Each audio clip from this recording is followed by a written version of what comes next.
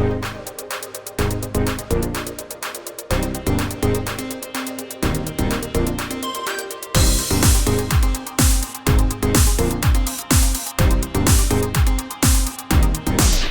shelf.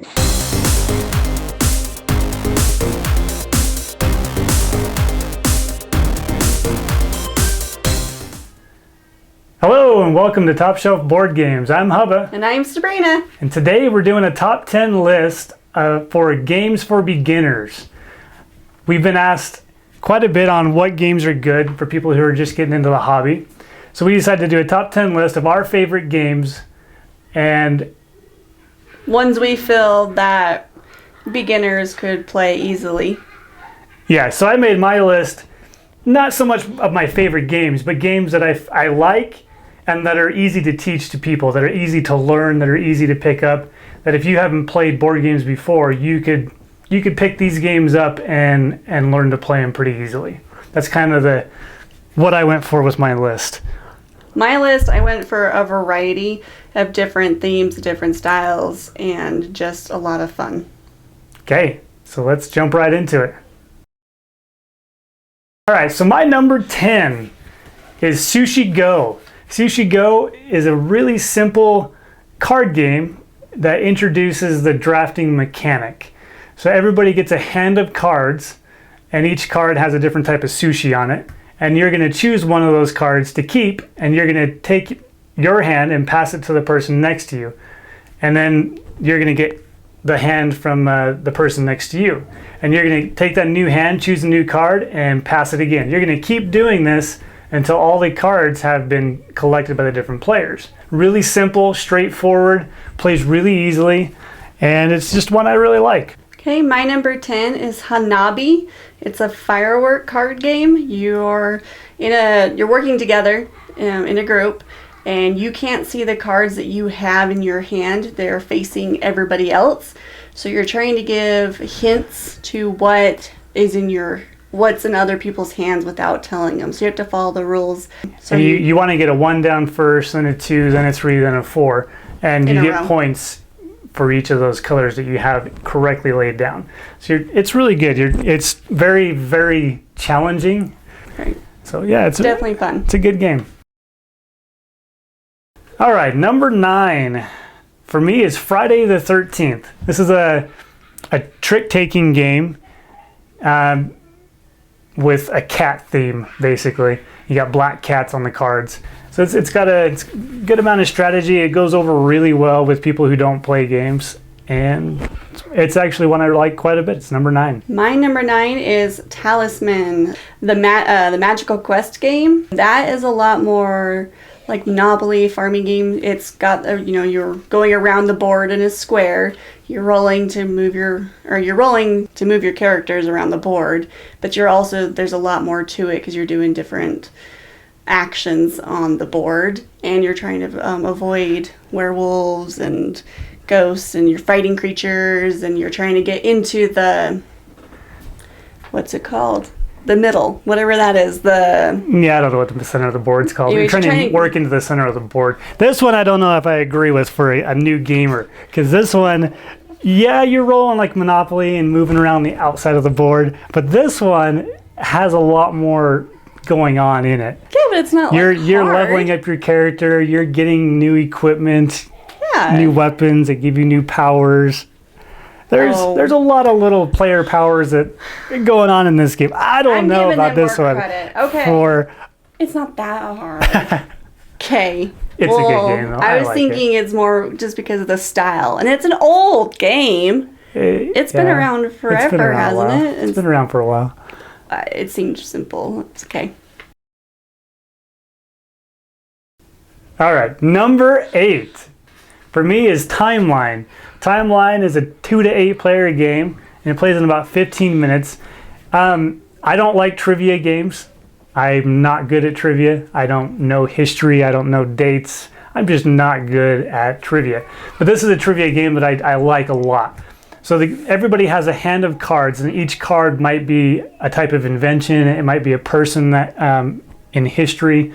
It might be an event in history. But each card has one of those things on it, and there's going to be one card in play. So it might be the light bulb that's in play right now. On my turn, I can choose a card from my hand, and if I think that the card I'm playing happened before the invention of the light bulb, I'll place it to the right side of the card. If I think it happened after the invention of the light bulb, I'll place it on the left side. Now once I've played a card, I'll flip it over to see the date, and if I'm correct, it gets to stay there. And then the next person goes. So it's a really cool game. I mean, it's really cool. You don't have to know history, but you just kind of have to have an idea of when something happened. You don't have to know the exact date or the exact place. So yeah, that's my number 8 timeline. Okay, my number 8 is Ticket to Ride Europe. I like this game because you're collecting different colors, which you can build different routes to different cities for your trains. And I really do like trying to get all the different routes, and nobody knows that I've completed them. And I complete the biggest one, so at the very end I score 20 points. Yeah, everybody's destination tickets are kept secret, so you don't know exactly where everybody's trying to connect their train routes to. So you can kind of try to figure it out, and you can take a route that you think your opponent might be trying to use. Well, and it's really annoying when someone steals your route. Right, it takes the route from them. Go somewhere else. And then they have to go, the long way around to connect that city, and it can really mess people up. My number 7 is Pandemic. Pandemic is really popular. A lot of people know about it. It's one of the games you can find at Target. It goes over well because everybody's working together to beat the game. Everybody is trying to save the world from epidemics that are popping up all over the world. So you got different diseases that you're trying to cure before the population gets wiped out. My number 7 is Carcassonne by Z-Man Games. I really like this one. Yeah, this is a good game. I like this one quite a bit. You're matching up the roads, you're matching up the grass, and creating your farms and growing them. And it's a good little game. It's almost like playing a puzzle. By the time you get done, you have this big picture that it's always different. That you've created as a group, even though you're fighting or playing against each other. Playing these tiles down creates this big, cool looking board that's been created by the players. So it's a lot of fun. It's really cool. Dominion is the granddaddy of the deck building genre. It was the first deck builder out there that brought the idea of taking a hand of 10 cards. It's just basic cards that are pretty much the same. And then throughout the game, playing those cards and buying new cards that are in the middle of the table, buying new cards and bringing them into your hand to be able to use later on throughout the game. And so you're constantly taking these cards, you're buying new cards, adding better cards into your deck, and then using those cards to buy points. And then it's basically a race to collect as many points as you can, and then whoever has the most at the end of the game wins. It's really cool to see how your hand evolves throughout the game, and so I love how you never know what you're going to get when you're shuffling and drawing your cards, but then once you hit the hand that you really wanted, it's kind of cool. Yeah, you can get some really good combinations going. It plays really fast. I mean, it's a 30-minute... You're a shuffler and you like to shuffle. It's one of your games. You'll shuffle a lot in this game. It's fast paced. Once you know how everything works, which there's not a lot to learn, but once you get how the cards interact, I mean, it's your turn takes 2 seconds and it's the next person's turn, and you're going back and forth, and it plays in about 20 minutes. Easy to pick up, and it's widely available to get. I'd say it's in the same spot as Talisman. That's why I didn't put Dominion in mine. So, yeah. But Dominion is one of my favorites. So, okay. Right. My number 6 is Jamaica. And that is pirate ship race game, kind of. You're rolling 2 dice, and you're putting them on the left side and the right side, and you match it up with the cards you want to play. So the left side is whatever, you have gold on the left side, and you can move your ship on the right side. So you're matching it up to the dice, so that adds dice and cards together, and you're trying to beat other people around the board. So it's a race game. But if you land on the battleship of another opponent, you can attack them.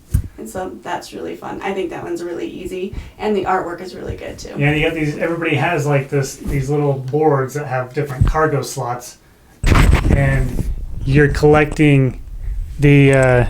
So you got these different cargo slots with the different resources, and when you battle, you'll take gunpowder that's in your boat. You'll take as many tokens as you want.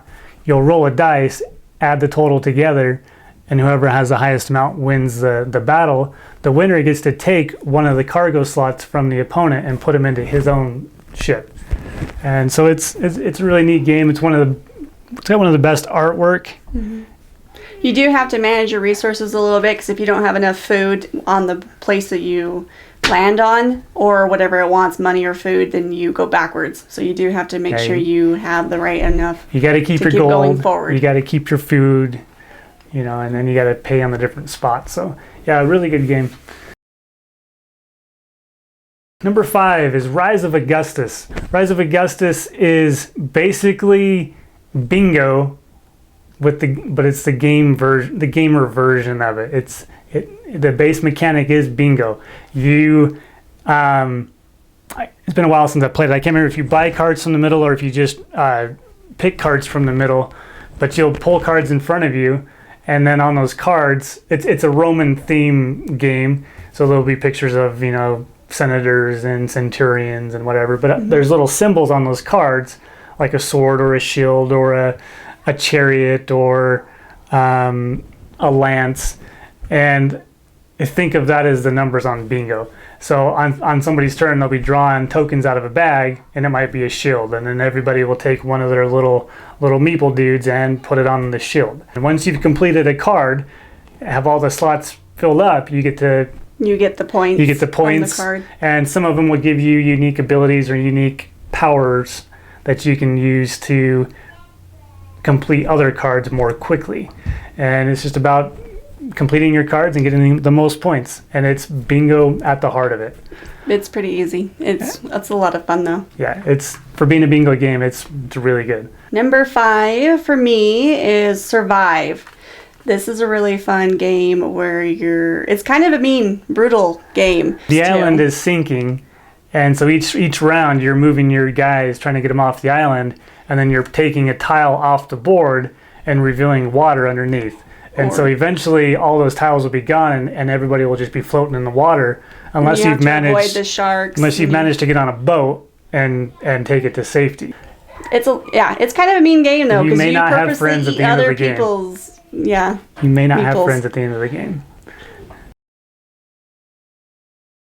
Number 4. My number 4 is Liar's Dice. This game is it's known as several different things, but Liar's Dice is what I know it as. I actually don't have a store copy. I had to make my own. He did make his own. My own version of it because I couldn't find a copy to buy. So I just used little Tupperware holders with dice. But anyways, the object of the game is to be the last person with dice in their cup. Each round, everybody shakes up their dice and then covers them up with their cup. And then you're basically going to bluff and make a bid similar to like poker. So you might say, I have 3 threes. And somebody could say, there's no way there's 3 threes on the table. And if they call you out on it, everybody reveals their dice. And as long as there's 3 threes somewhere on the table, you get to keep your dice. And the other guy will lose a dice. However, if he's right, there's not 3 threes on the table, then I would lose a dice. So you have to balance that idea of how much do I want to bid, because and how much do I want to push that gambling aspect of, is there really 7 sevens or is there really 7 fours on the table? I don't know. So you're kind of, if you can count dice and you can kind of push your luck and do a little bit of math, you can do really good at the game. I really like it. I don't think that counts as one. Liar's Dice. I think everybody knows Liar's Dice. Well, it's a great game, and if you don't have it, you should check it out. Okay. Well, my number 4 has already been talked about. So mine was Rise of Augustus as well. So my number 4 was that one. That's our first crossover, isn't it? Yep. So let's go to 3. So my number 3 is Telestrations. Telestrations, think of the telephone game, but you're drawing. So everybody has their own little notebook, and they're gonna draw with a dry erase marker on there to match the word on the card. And then you're gonna take that notebook and you're gonna pass it to the person next to you. That person's gonna look at your picture and write a word down of what they think that picture is. And then they're going to pass that book around again to the next person who's going to look at that word and then draw a picture that matches that new word. And this keeps going around until you get your book back. And then everybody basically looks at their book and goes through and sees how the original word evolved into, it's random stuff. Maybe the group is good. Only maybe a couple you got a lot of times we've made it through the whole way. Maybe you got a lot of good artists in your family, and so everybody can guess exactly what is trying to be explained in the pictures. But for the most part in our family, it devolves into not even remotely similar to what it was originally. It's pretty funny. It's a lot of fun. It's an awesome activity for a big group of people. My number 3 is Tales of Arabian Night. I really like this game due to it's an adventure. You pick your traits that you want to have for your character, and you're going around the board to try to complete your quests. The story is kind of like those flip books where you read part of a page and then you choose an action and then it tells you to go to this page and then you read that new insert. That's how this game plays. So everybody has a unique story that develops as the game goes on. As they're going, like they can meet a stranger along the road and get robbed. It's really random. And you can do pretty much anything you want to somebody when you meet him. I mean, you could attack a beggar, you could help an old lady, you could steal from that old lady. You get to choose how your character is going to react to the different scenarios that come up. So it's a really cool game. Getting into it might be a little difficult and confusing to know how to switch back and forth, but so for being as high up on your list for a beginner game, I don't know about this, but it is a really good game. Well, once you understand the down. mechanics, then it's really simple. So, yes, that's my number 3. All right. My number 2, and I shouldn't mention that the top 3 games are games that every person I think should have, even if you've been gaming for a long time. All right, my number 2 is King of Tokyo. King of Tokyo uses the Yahtzee mechanics. If you've played Yahtzee, you can play King of Tokyo. You roll your 5 dice, and you can keep dice. You can keep as many as you want, and then you can re-roll up to 2 more times, keeping the dice between each roll until you're satisfied with what you have, or you've rolled the 3 times. And then the object of the game is everybody has a monster. You're King Kong, or you're Godzilla, or you're the Mecha Dragon. But the object is to move. There's a tiny little board in the middle of the table, and you're trying to put your monster into the board, which is considered Tokyo. And it's like basically King of the Hill. Only one person can be there unless you're playing with more players, and 2 can go in there. But one person goes in there. If you're in Tokyo, when you roll the damage symbols on the dice, you do damage to everybody else on the board. However, everybody else only does damage to the person in Tokyo. So you have to decide, how long am I going to stay in Tokyo and get beat up before I decide to run away. If you stay in Tokyo until your turn is up, you get 2 points. So you can rack up the points pretty fast staying in Tokyo. But you also could die too. But you could die and be eliminated from the game. So it's kind of got your push your luck to it. It's got the Yahtzee rolling. There is a deck of cards that you can use energy to buy cards that give you, superpowers or different one-time uses to alter the rules of the game. Really great game. We've played it with lots of different people, and everybody has really liked it. Mm-hmm. Okay, my number 2 is Forbidden Desert. This is one of my most favorites, and I will play with anybody and everybody. You're in a desert, and you're trying to find pieces because there's a ship that you're trying to get out. So you're trying to dig the sand and find the pieces. And it's strategic because you're also trying to keep water because the sun beats down, and so your life. Each person has a little card that tracks their life, and it's basically a water meter. And if your water runs out, you would die and everybody loses the game. So you're trying to keep water up. You're trying to, as the sand blows around the board, you're putting these tiles down that stack up higher and higher, and you're trying to keep the sand down. You're trying to dig out the tiles that you need to be able to explore to see if that piece is there for the ship. It's a really cool game. Once you have all the pieces, you got to get to your launch pad and leave. Fun game, cooperative game, super really hard. super hard. We've only beat it a couple of times. I think we've maybe beat it once or twice, but it's really fun. Easy to play. It's fun to play, and it has been a hit with any group that we've played it with.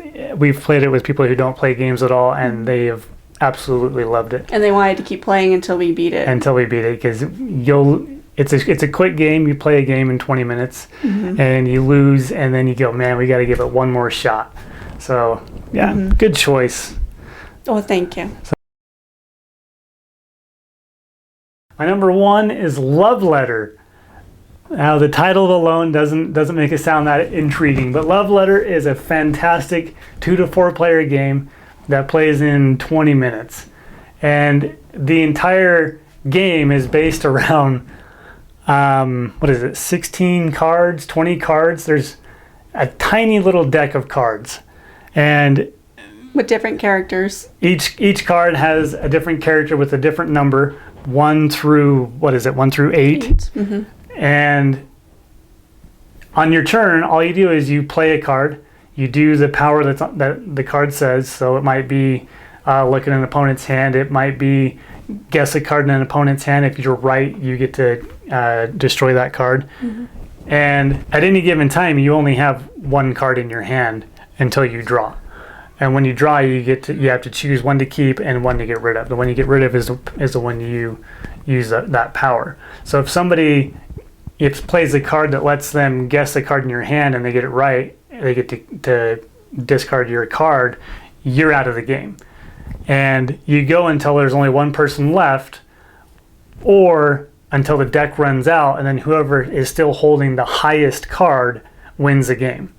So the princess, in this case, is the highest card. Everybody's trying to win her affection. So if you're the last one standing, you get a little, basically a love letter point, and you play to a certain number of points. I think it's 3. Yeah, it's 3. We played at 3. I think the rules say 4 or 5, but we played at 3 just for a shorter game. But really great game. It's not super strategic. It's not super hard to play, but it has enough there to make it really engaging and just a fun experience for 4 people to have. So that's my number 1, Love Letter. My number 1 is Splendor. This is you're a gem collector, and you're collecting certain types of gems to get points. So you're buying tiles with your gems to get points. Yeah, it's basically a race to 15 points. Each of the tiles are worth, well, some aren't worth any points, but they will give you a gem that's permanent. So you don't have to keep taking from the poker chips that are available.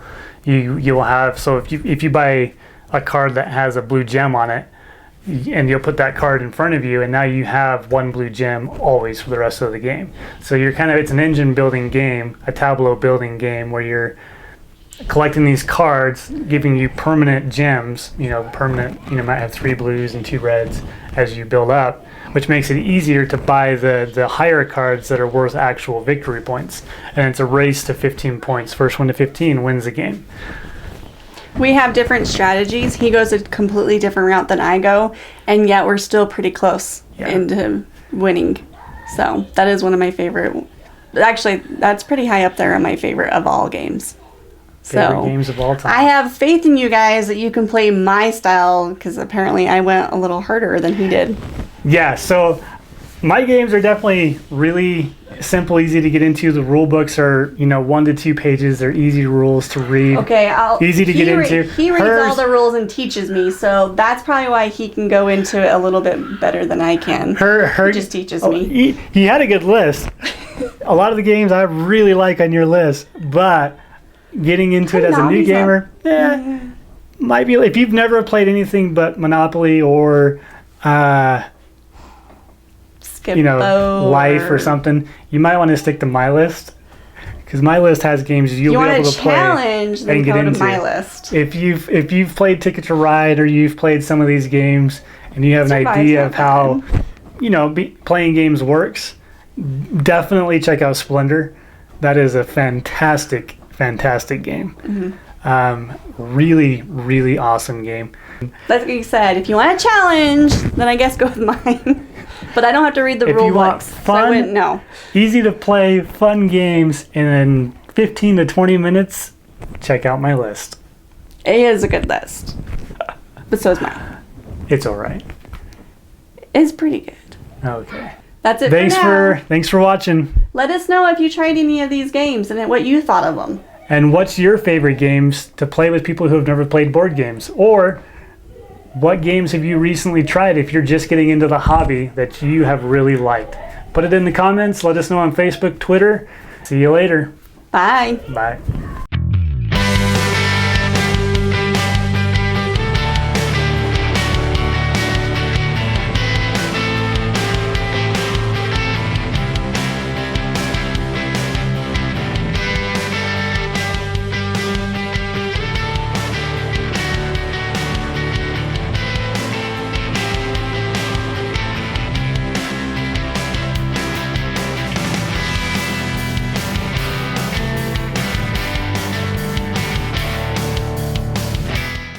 Routes to connect your destinations. Dude, why am I going brain dead so bad? Okay. Fudge. Don't put that in there when I said fudge. Start number 8. Okay. Okay, ready? Okay. So that is it. Stop.